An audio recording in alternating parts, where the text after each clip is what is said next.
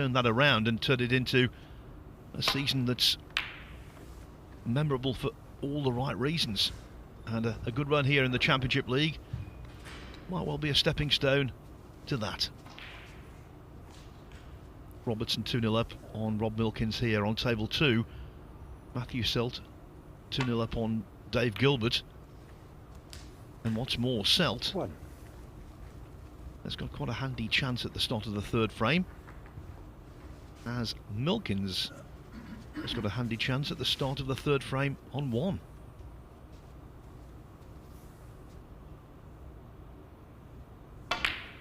And how are those two linked, Selt and Milkins? Well, on the money list for the Championship League so far, they are 1 and 2, even though they haven't won a group yet. Matt Selt has won a little over £13,000. Rob Milkins a little over £8,000. Of course, the group winners, the likes of Bingham, Wilson, Trump and Lazowski, they're in line for a very big payday because they're involved in the winners group. So that's the ultimate goal, to get there. Oh, as he plays a cracker with the rest. Yeah, excellent red with the rest, but he overrun the position from pot in the black,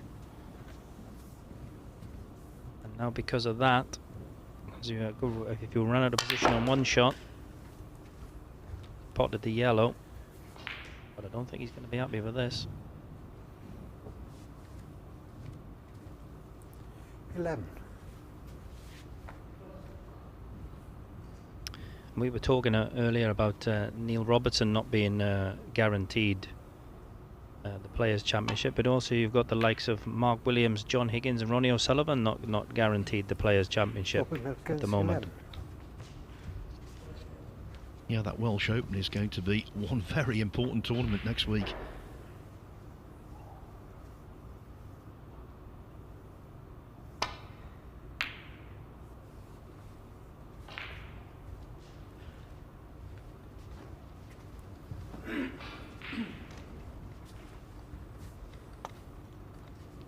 Yeah, I'm definitely know that for the likes of John Higgins, he would have to win the Welsh Open, and I think Ronnie would probably need a final or pretty close to it. 1. 4. Mark is currently number 16 on that list, so he's going to need a couple of wins as well. See Rob there, pot a good red, little bit unlucky. Cannoned off the single red and the pack of reds and has gone in off. Just not happening for Rob at the moment.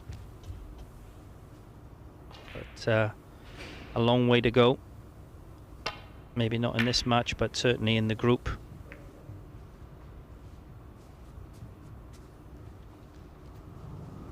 Yeah, just to complete your train of thought, Lee, on the Players' Championship, it is the top 16 players who go to Wolverhampton towards the end of the month. Top 16 players on the one-year list. Mark Williams on the bubble. Notables who are just outside the line. Barry Hawkins, Neil Robertson in 18th. So I reckon he, to be absolutely sure, would need a quarter-final. Rob Milkins is 20th. A little more work to do for him, maybe. Ronnie O'Sullivan 26th on the one-year list. Now, Lee's quite right. I think if he got to the final of the Welsh Open, he would be all right, but it's not mathematically guaranteed that. The only way you can completely say I'm sure of being in would be to win it, but I think if he gets to the final he'll be okay. Yeah, and no guarantee, obviously. No, it's extremely difficult to get to the latter stages of tournaments at the moment with so many great players. So like you said, it'll be a very interesting Welsh Open. And of course, to complicate matters, but to spice things up as well, it is the final tournament in the Bet Victor European Series, where the winner of that receives a £150,000 bonus. And right now, top of the list is Ali Carter, because the German Masters counted for that bonus. 11 players, though, could still collect it. Yeah, and that would be a lovely bonus, wouldn't it? £150,000. That one win from Ali last week, you know, won him the tournament, put him in the Players' Championship. He'd be looking good for the Tour Championship at the end of the season as well, which is the top 8. Put him in the Champion of Champions. He's got a very good chance of getting automatic qualification now for the Crucible as well. So that one win, 80,000, I think it was worth, is actually worth a lot more than that. I remember very well when Barry Hearn came in to take over the game all those years ago, and what a great job he's done, by the way, even though you hear criticisms levelled at times. I remember he said, I want to reward winners, and he's certainly done that.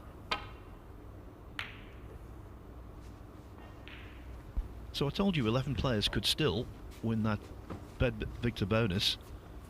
They are Joe O'Connor, Rob Milkins, who if he were to win the Welsh would have a chance,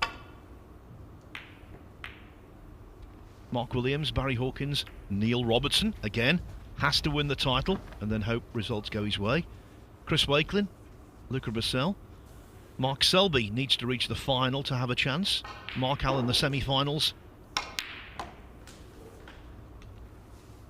Kyron Wilson's up there in number 2, leading the way by £9,000 though, and sitting pretty at the moment, Ali Carter.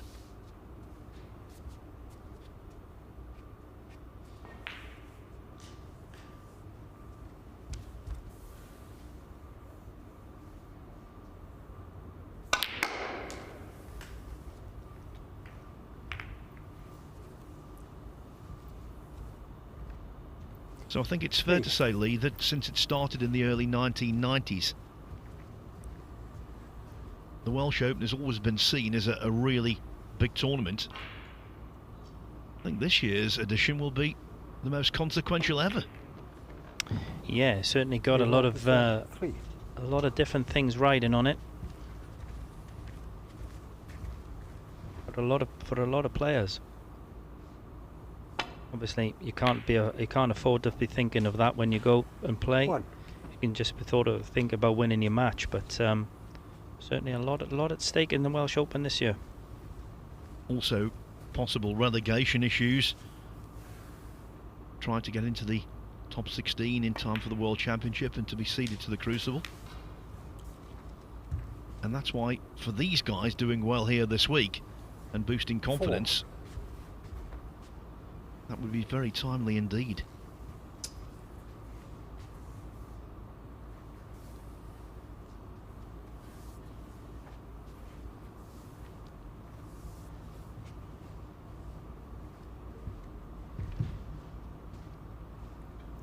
Rob wanted to come a little bit further down the table to have a choice of one of these 3 reds. He's still on either 2 of these 3 reds.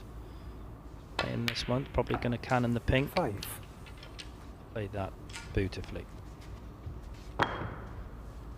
He just sort of prods the cue towards the ball, doesn't he? His own unique style, but boy, it works. Yeah, very, very natural player.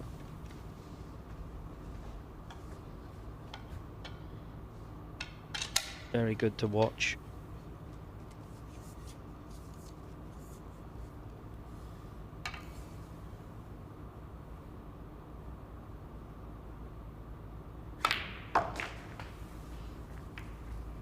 The lovely cannon there, playing into the 3 reds at the bottom on the bottom cushion.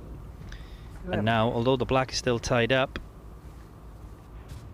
he's got a 15-point lead. There's 5 easy reds. I think pink. Just checking now to see if the pink will go into the left-hand black pocket. We'll soon see after this shot.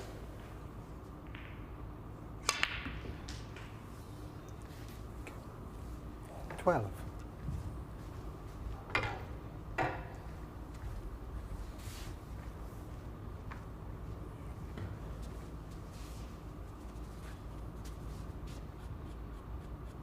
I'm not sure if that pink does look like a little pot, so I'm not sure if Rob did play for the pink and overhit it, or yeah, that pink definitely does pot. So I think he's just overhit that one. It's a good positional shot now. Missed the cannon. He hasn't. And if that green go, oh. 17. How dare it?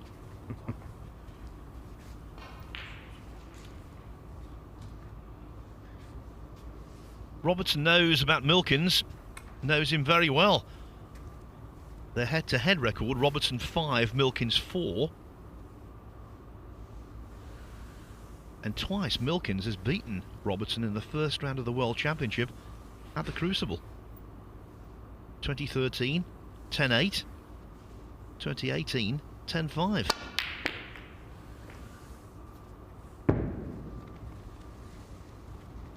Robert But Milkins, whether 17. he will beat Robertson in this match now has a massive question mark hanging over it. That was a little reckless, wasn't it? Yeah, it looked like a little bit of frustration there from Rob. He's had a few chances this morning. It's just been one of those matches where kind of nothing really is. You know, the black has been tied up for basically all three of the frames. He's missed a couple of pots you'd expect him to get, and you know, played some really nice shots there to get himself a good chance, as he did in the frame before. And he obviously just a little bit of frustration there. I actually remember the match in 2018 because that he played against Neil. He played very, very well, and because I remember Mark Williams had the winner of that match, and that was the year Mark went on to win it. Yeah, Robertson, of course, winning the world title in 2010, and when he did so, everyone, myself included, assumed he would become a double, maybe even a treble world champion, but it's still not happened, and that red didn't happen. 10. Caught it too full, stays on the table. What a reprieve. Yeah, I mean that just goes to tell you how difficult it is to win world championships, because when you've got a player like Neil Robertson, you know, and he's only won it once. I say only once. But you know, that just goes to show how difficult winning the World Championship is, and how many great players there are that are capable of winning it. Yeah, when Milkins beat him in the first round, as I say, 5 years apart. On both occasions, it was considered by the wider sporting public, and even by people in snooker, that was considered an upset. But when you see him play well, you know Milkins is capable of beating anyone, anytime, anywhere. Without a doubt.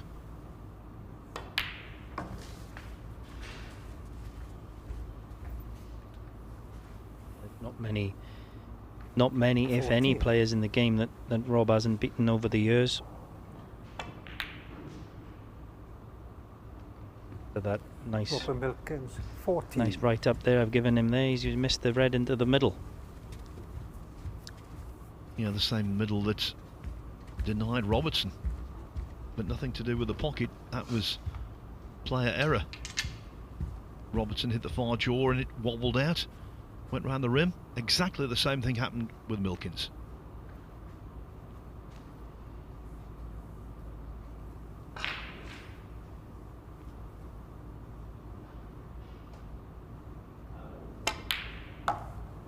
One. Good red from Neil. Bridging over. As Rob looks on there, wondering what's happening.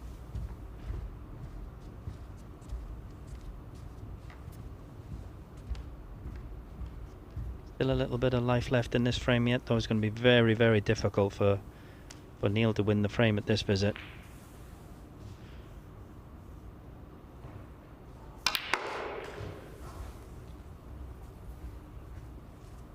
Great effort.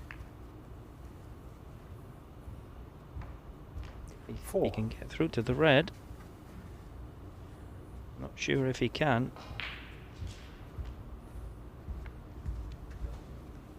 Doesn't look like he can.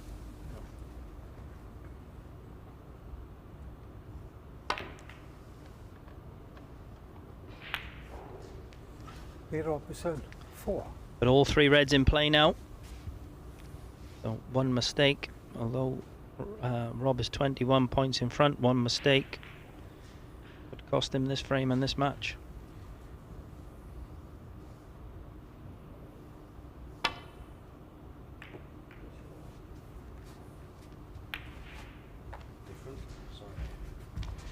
Unintentional. I think that's one of the reasons why Robertson was looking at the cue ball on his last safety shot. He knew it was going to make contact with the yellow and he was concerned it might nudge the yellow safe, but it remains an open play, as do the other 5 colours.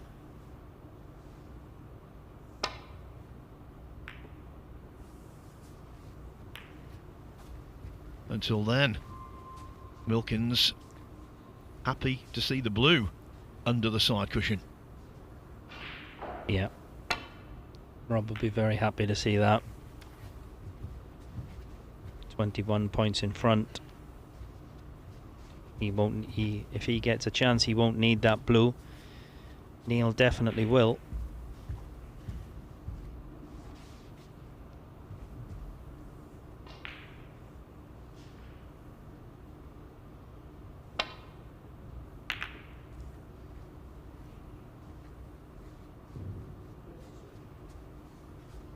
And you said, if he gets a chance. Just coming down to see whether this red goes. If he does, he could be in to win the frame right here. Yeah, I'm pretty sure with this red pots. Not easy queuing off the cushion, but you would expect Rob to knock this in.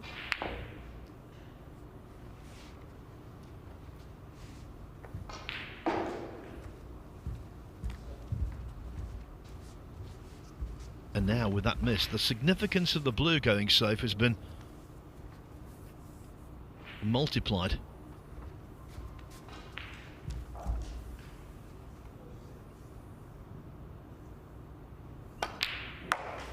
One. I can tell you with a 52 clearance to the pink, Matthew Selt has just defeated Dave Gilbert 3-0 on table 2. So the Championship League cash machine for 2023, Selt, is off to a flyer in yet another group. 8. Next up on table 2, by the way, in a few moments, John Higgins against Nopon Sankar. 9. Always nice to get off to a winning start, as Matt has done there, and as Neil is looking to do here.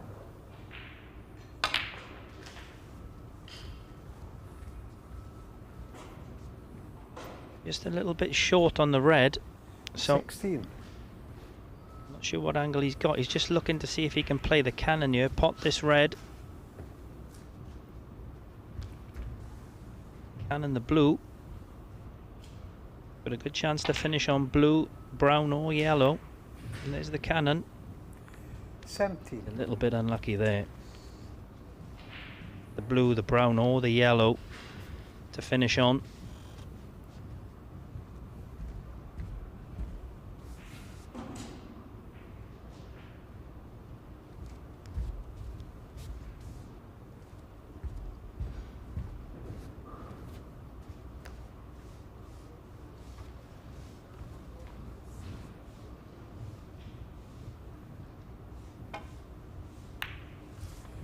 Robertson, 17. So right back in the frame, just 4 points in it. Yeah, and again, Neil didn't want to put that blue anywhere near the cushion there. Foul. This could be a disaster here for Rob. 4. Neil Robertson. Yeah, foul call by John Pello, of course, and a free ball. Blue ball. Points all square. Blue counting as 2. So 2 points in front. Yellow, green, brown, and the blue. Should be the first match tied up. 2.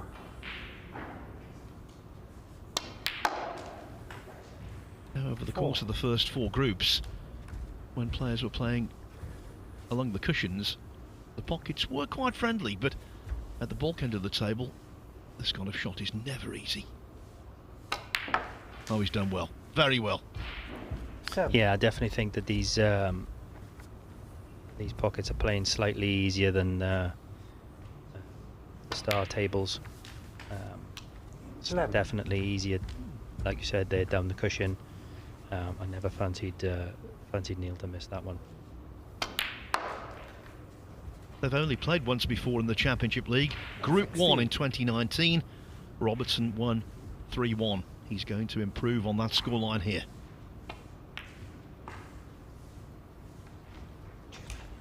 It wasn't the heavy scoring, Neil Robertson, we've come to expect and to thoroughly enjoy watching, but he got the job done. Rob Milkins on the back foot in this group already. He's